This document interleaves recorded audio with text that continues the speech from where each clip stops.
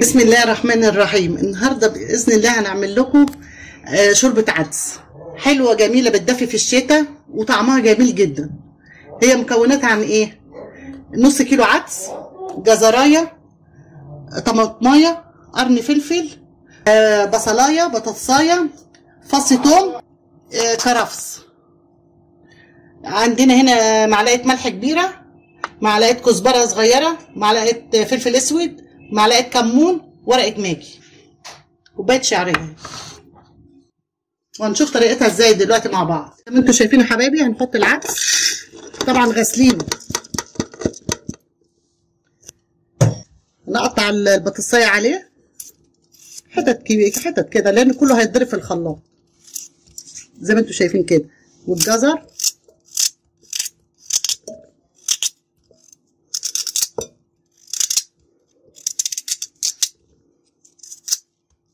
اي خرط لان كل ده هيتضرب في الخلاط. والبصلايه كل حاجه مغسوله.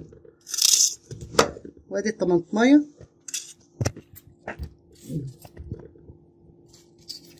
اللي قرن الفلفل ده اللي يحبه يحط، مش عايز بلاش. والكرفس، شويه كرفس، الملح، الكمون، والفلفل الاسود كله على بعضه كده. يبقى فاضل الثوم وورقه الماجي، هنقول لكم بعدين هتتعمل ازاي. هنحط ايه؟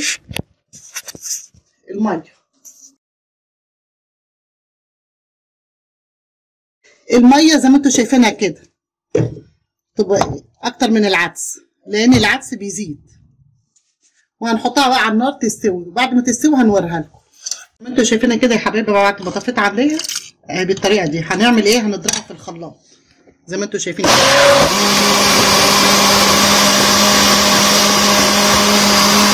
دلوقتي ضربناها في الخلاط اهي.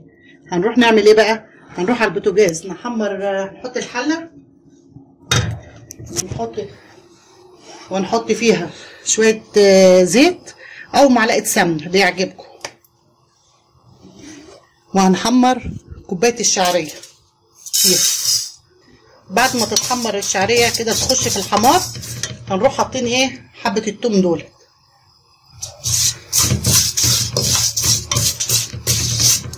زي ما انتم شايفين كده هنحط الثوم. اول ما الشعريه بدات تحمر هنحط الثوم ونقلبها في بعض.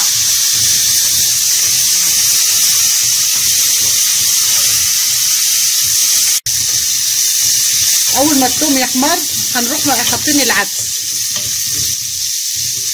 مع بعضنا كده وهنشوف هنعمل ايه. زي ما انتم شايفين كده هنروح حاطين العدس.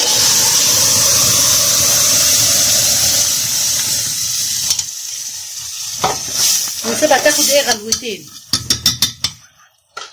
نحط ورقه الماجي، مكعب الماجي اهو قلبي، ونسيبها. اول ما تاخد الشعريه تستوي هنطفي عليها ونفضيها في الاطباق.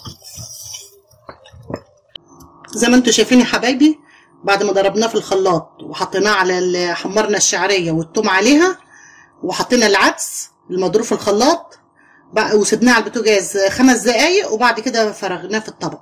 ولو العدس طلع معاكم تقيل وانتوا بتعملوه بزودوه شويه ميه يخف شويه لو طلع معاكم تقيل. وجبنا جنبيه شويه مخلل ليمون انا مخللاه، وشويه عيش حمصتهم في فرن البوتاجاز، عملته محمص كده للعدس. واكله جميله جدا بنحتاجها كتير في الشتاء ومغذيه لينا ولاطفالنا. ولو عجبكم اشتركوا في القناه واستنوني في فيديو جديد. السلام عليكم ورحمه الله وبركاته.